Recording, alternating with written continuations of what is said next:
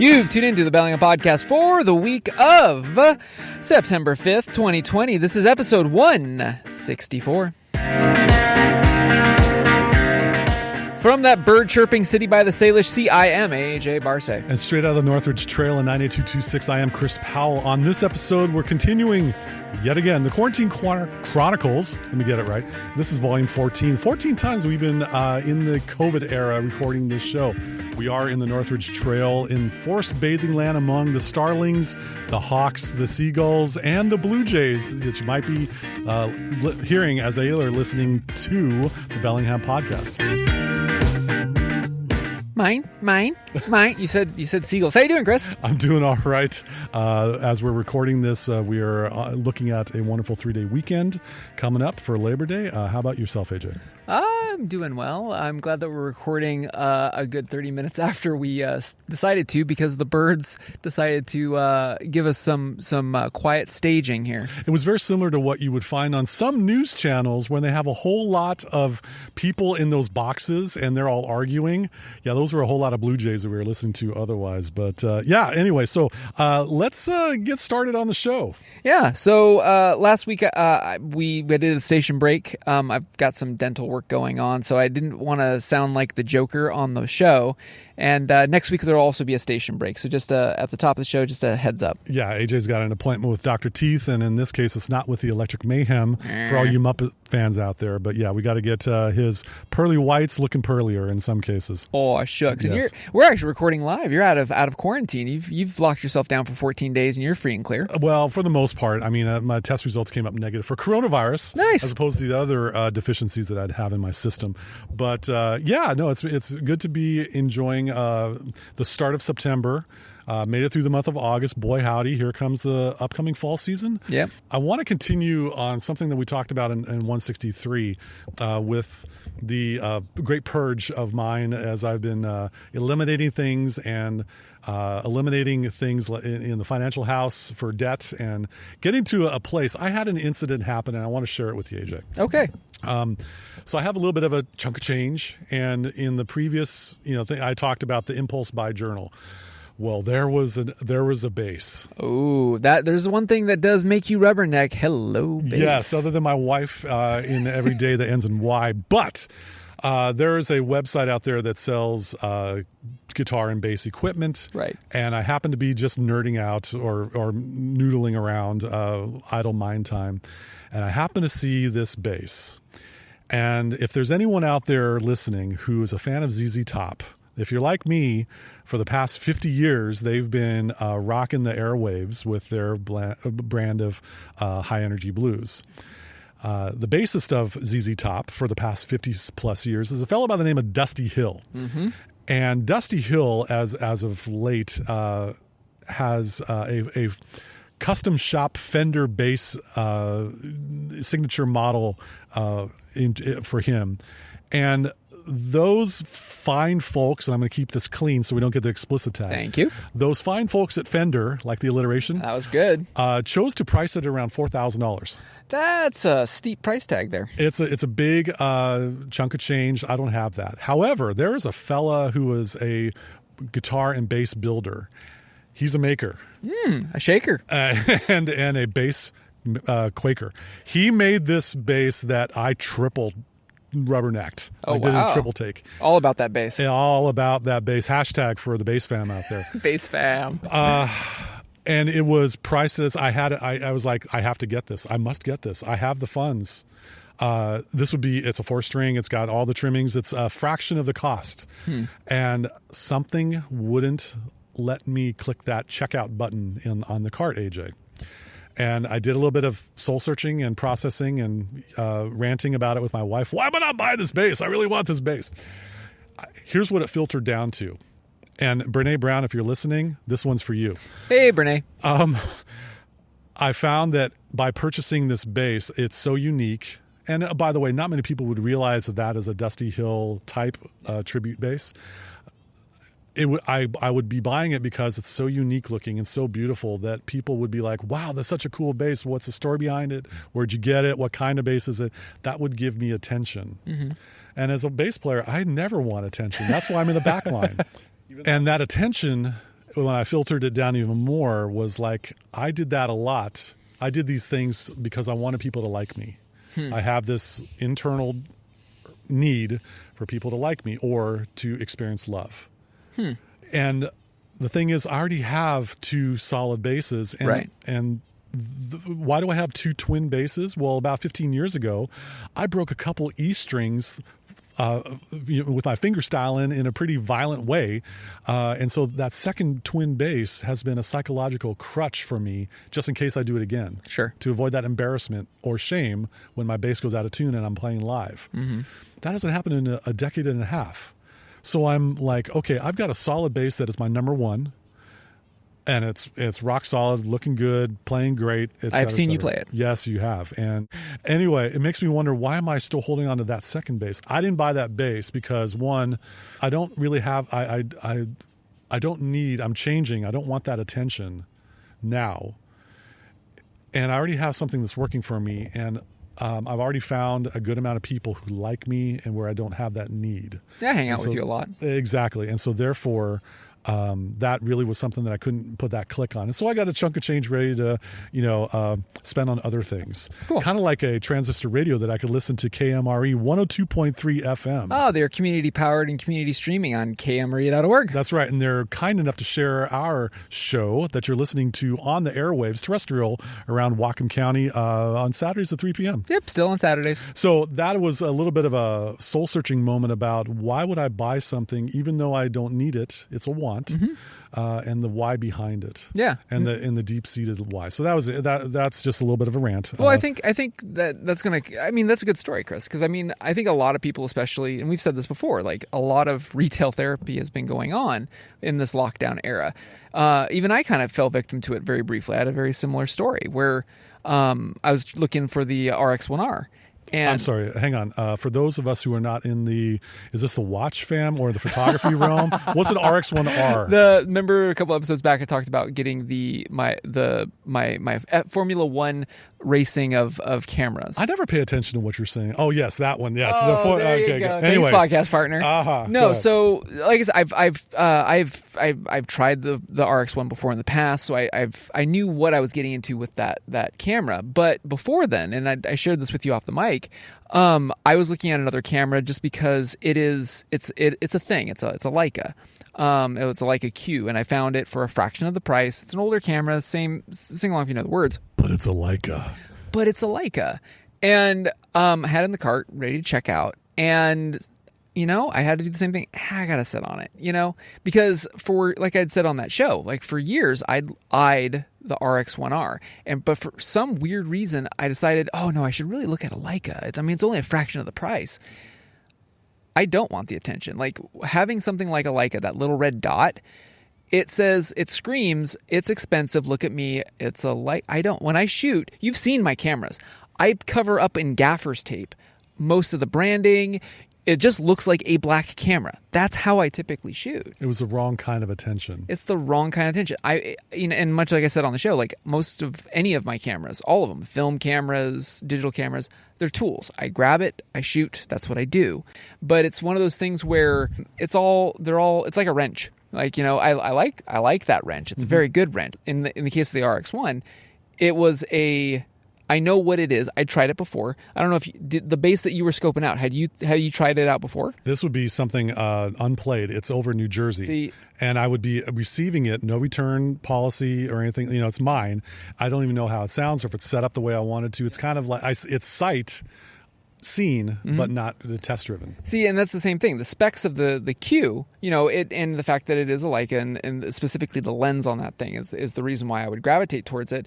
The specs of it was enticing, but again, sight unshot and no ability to swap it or whatever. It was a deal breaker. The RX I had tried a previous one before in the past. I knew what I was getting into. I know the sensor. It was just interesting that I got courted by the allurement of, ooh, I have the cashola, and ooh, but really why? Yeah. And I think if there's a lesson to be learned from what we were discussing here, those impulse buy urges, it's always good to put it in the cart and sleep on it. Yeah. Or in your journal. In the journal, true. That's one thing. But I had that in the cart, and I was like, by cracky, I'm going to do this. But here's the thing.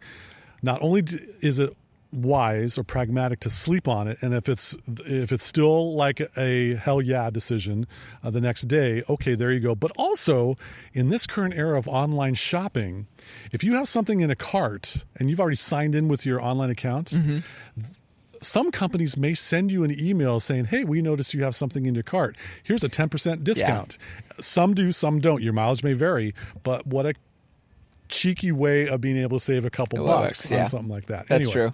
So what's going on with the watch fam and your watch journey? Usually around this time of year, I take a second or two on our show and talk about the watch fam stuff, because usually this is when in years past Basil and Watches and Wonders and all these other type of watch stuff happens. So this next segment is for my folks in the watch fam because ooh, nice. This was Geneva Watch Days, which was interesting because this was actually a conference that was held in person. There was actually, really? Yeah, there was actually people. I'm thinking, how are they going to have these watches on a Zoom meeting? With social distancing, everything was done and stuff. And really out of it, like, I'm not really going to talk about the Geneva Watch Days itself. Really, like, some of the stuff out of it that I just thought was kind of interesting and kind of cheeky. Mm-hmm. So first up is Timex, that wonderful company that is, American known. And that audible ticking sound that I make, you could probably hear it from a Timex in a lot of cases. Probably. So Timex has really kind of been hitting the enthusiast arena for watches recently with bringing back their American, I think they call it their American Heritage Papers, something line where they're bringing back some of their known designs from their back catalog, and also bringing back some of their automatic offerings, so they're not all quartz now. I might be checking some of those out just to see. Yeah, so they're bringing back like so they're using like Miyota based movements and stuff, which is kind of cool. So out of it, Snoopy is back. The Peanuts Snoopy or Snoop Doggy Dogg? No, not Snoop Doggy Dogg. Well, some of Snoop's friends call him Snoopy. Really? I don't know. Okay. I'm just talking about my butt. I'm not friends. Sup, Snoop. So anyway, so Timex is bringing back their Peanuts line. So Excellent. They have a ton of they're fun. They're fun watches that have the Peanuts characters on them. I'm taking a hard look at the Pigpen watch. Let me tell you, he's my favorite character. Well, hopefully there is one. But no, so take a look, and I got a link in the show notes. And for the love of all 80s pro wrestlers, drink! So Warner & Wound had a really cool, just a full fall slate of watches made by Timex with your favorite Red Baron of a dog. I love it. This is great. So it goes without saying, of course, all the bigs did something. Like Rolex announced the fact that they've got, Oh My Gird, blue bezeled Submariners and no date Submariners, and Omega retaliated with a new, I think it's a new Seamaster 300. I don't care. I'm going to skip all of the big wigs because they get enough fanfare as it is. And they all cook you breakfast in the morning when you wear it. Yeah. Absolutely.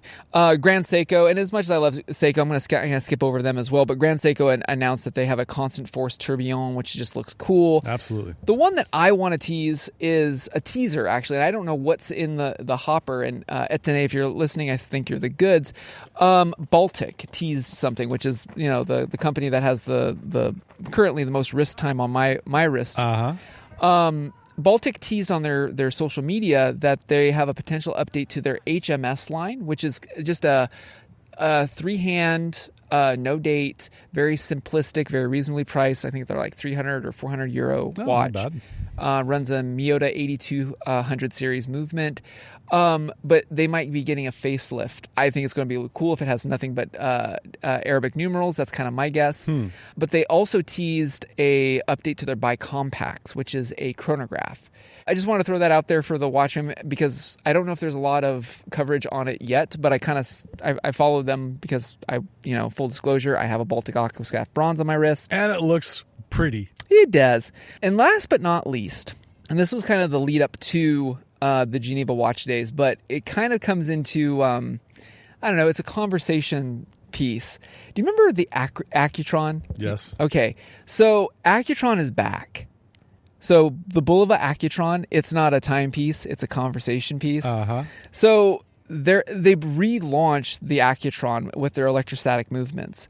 And so if you're not familiar with the hook that I'm using, if you watch Mad Men, there was a famous clip out of Mad Men where they actually kind of redo the ad pitch for back in that day. Yep.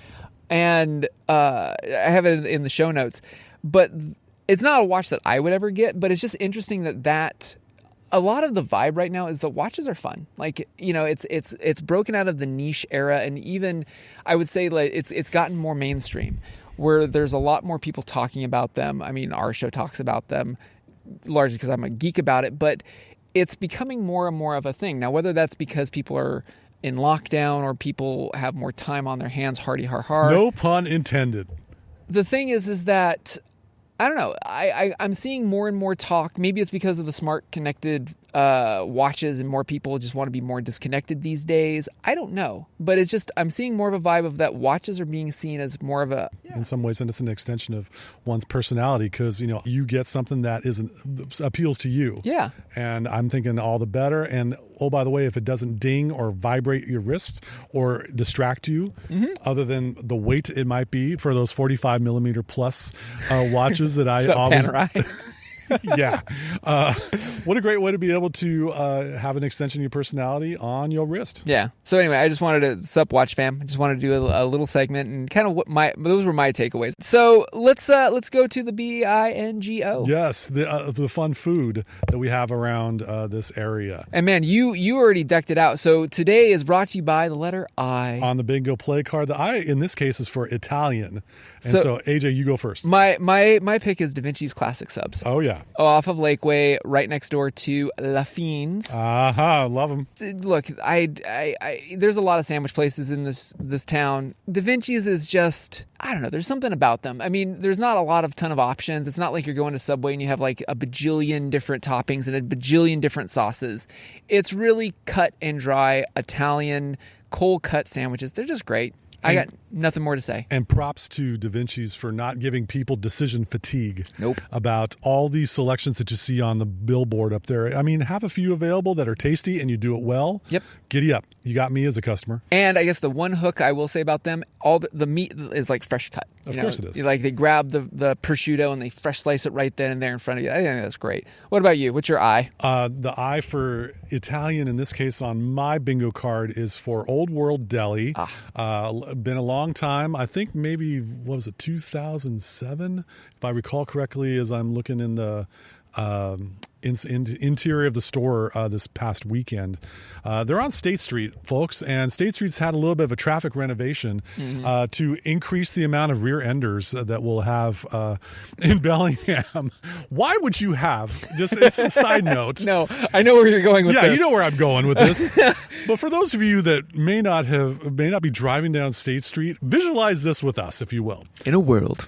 A 2-lane, one-way road. Got 2 lanes heading the same direction. No one coming in the opposite direction. Nope. You got businesses on the left and right. Yep. In the past, you had parallel parking along next to the sidewalks. Yes. Flanking the 2 one-way roads. Yes. Are you with me, folks? I hope you are. What they did, they meaning the Bellingham infrastructure people. Sub Bellingham infrastructure people. The BIPs. The BIP. What they did. Notorious BIP. Yeah, they're notorious. They were going to be notorious after all these wrecks that are going to occur. They took these parallel spots, and in efforts to get more cars and more people to be able to park near the YMCA Yes. On State Street and other businesses such as Old World Deli, they made angled parking on a one-way road in a 25 mile per hour zone. So that means probably, let's just say, average 30 miles an hour. Cars are coming at you as you're backing out into a road. Can you see any kind of faults with this plan there, folks? Plenty of them, and I'm still scratching my head. So when you do go visit Old World Deli, maybe you want to walk a block and find another parking spot that won't put your rear end or your neck from the collision in potential peril. At the Old World Deli. But we digress. Exactly. oldworldbellingham.com. You can order online, naturally. Tasty sandwiches. Oh, yeah. I could end it right there, but I'm not. They have olive oil, like from the old country, if you know what I'm saying. Olives. Chicago? Sauces. No, man. Italy, fool. They have a little bit of a mini delicatessen. Yeah. And it's not deli. That's the full word, delicatessen, folks. Can you spell it? I can. I kick butt in middle school spelling bees. There's a whole lot of products available for purchase in addition to getting your wonderful sandwiches or other tasty drinks. They have an amazing amount of wine. Yeah.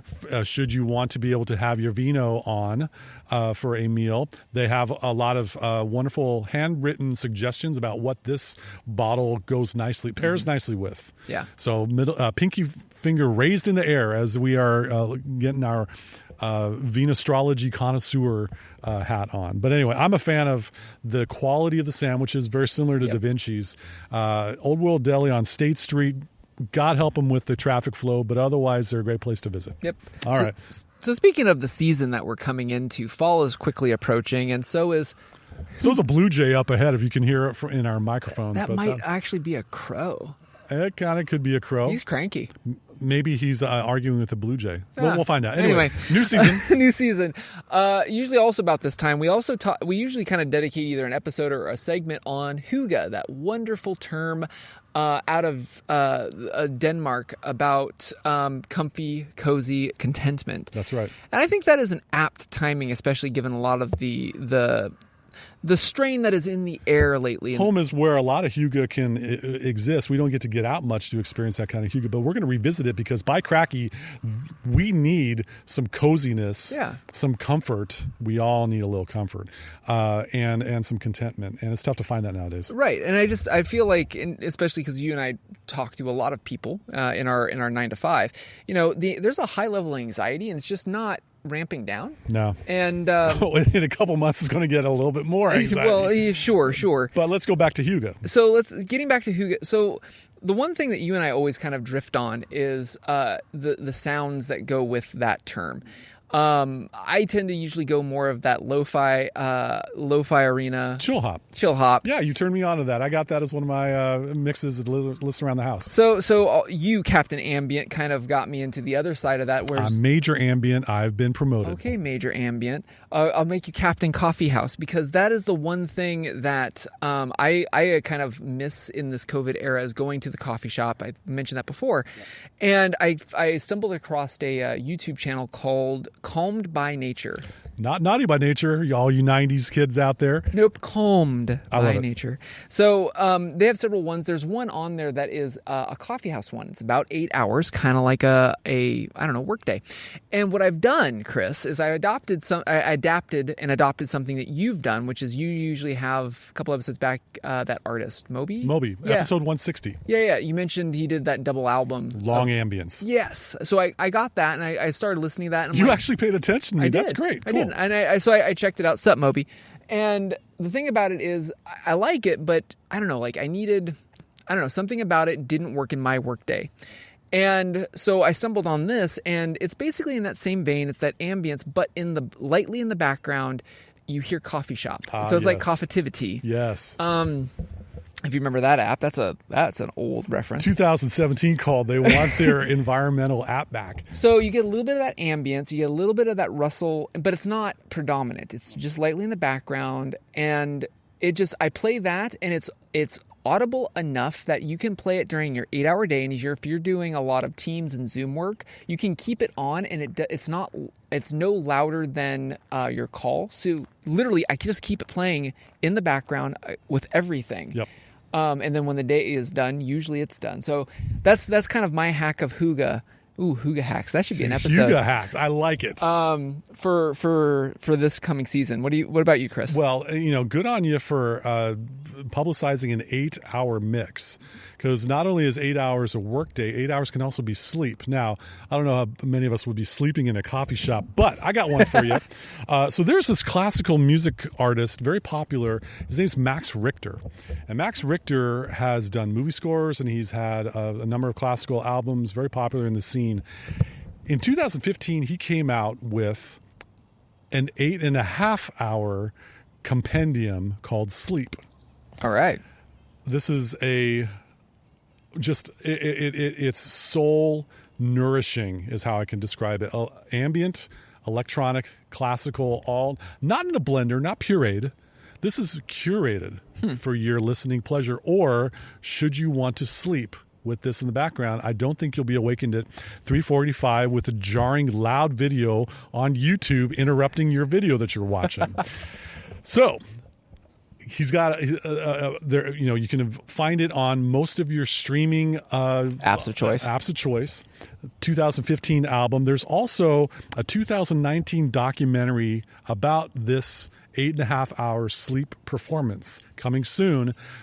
From what I researched, we're recording this before Labor Day weekend, September 11th, which is a day that a lot of Americans will be remembering. Sure. The documentary for sleep in 2020 will be available on demand. Guess what I'm watching the evening of September 11th? This documentary. So anyway, not only is there an album and a documentary about this, there's also an app available on your iPhone or Android phone in your app stores for sleep. You can choose focus, you could choose sleep, or you could choose an alarm to wake you up with gentle sounds. Couple bucks or? I forget. All right, that's fine. You know, check it out. If you can throw them a couple bucks, cool. I think I don't want to say it's free. Okay. Because you should be streaming the music anyway like that. Sure. Big fan of this classical ambient, to be able to just be in a zone of enjoyment. I've listened to this during my workday. It has carried me through wonderfully and kept me in a non-homicidal mood. Oh, that's always a positive. In my tech job. So therefore, props to Mr. Richter, Richter. And so long ambience by Moby, Max Richter's Sleep. I'm starting to sense a trend, AJ. I'm coming up with a week of workday long soundtracks of the quiet side. So anyway, that's what I got for the Hygge season for this episode. Love it. Now let's go to the quality assurance. These picks are chosen for you by AJ Barce and Chris Powell for your quality assurance. That's right. So I'm going to go first on this one. Way back in 2003, oh my goodness, I'm old. I read a book called Jennifer Government. Now, Jennifer Government, you say? This is written by Max Berry. And Max Berry is an author. This is a bit of a dystopian novel set in an alternate reality. Kind of like Man in the High Castle on that Amazon Prime TV type show. Yeah. So this alternate reality, of which some of us wish we were in an alternate reality right now, most nations in the Americas and Oceania, if you will, read the book to learn more about Oceania. They're dominated by powerful corporations and corporate coalitions. So that means you could be equating that with the big five tech companies. Totally. And some businesses and such. So in this alternate reality, government power is extremely limited. We're not going to continue on that train of thought, but this is what's in the book. The United States adopts capitalism, abolishing taxation and privatizing government. This makes the government unable to write new laws or even to hold elections. Oh dear, what have I just uttered? This was back in 2003, folks. Whoa. How about that? So as a result, are we in an alternate reality? I don't know. Let me continue reading this little synopsis. This is the Chris Powell zone. My zone's much more wacky than that. So as a result, the government's main activity is attempting to prevent crime. Okay. Crimes can also be solved, but the government's budget only covers investigations if the victim or victim's family pays for it. So obviously we have socioeconomic discrepancies. People take names of corporations that employ them as their surnames. So, for example, AJ Microsoft and Chris Amazon, for example. Yeah. Employees of the government, including Jennifer, the main title of this book, are those who work for the government, fighting crime and such. Schools are sponsored and controlled by these big corporations. Coming soon to a institution near you in this remote. Welcome to Microsoft High. Yeah, exactly, or Apple U, if you will. So anyway, I just find this to be, oh my gosh, this is an interesting read, and I read it back in 2003. It's amazing what over a decade and a half can bring into a society. Yeah, a little bit of Orson Welles, 1984, a little bit of Minority Report, a little bit. There's a lot there. A little bit of cringy fiction going on here. So I got something to uncringy your fiction as my quality. Away. So for my quality assurance, it's a podcast and comes out of the Watch Fam stuff. So again, going back to the Accutron thing. Yes. So the folks at Accutron, also, they're doing a big, kind of more of a cultural push with the announcement of this watch.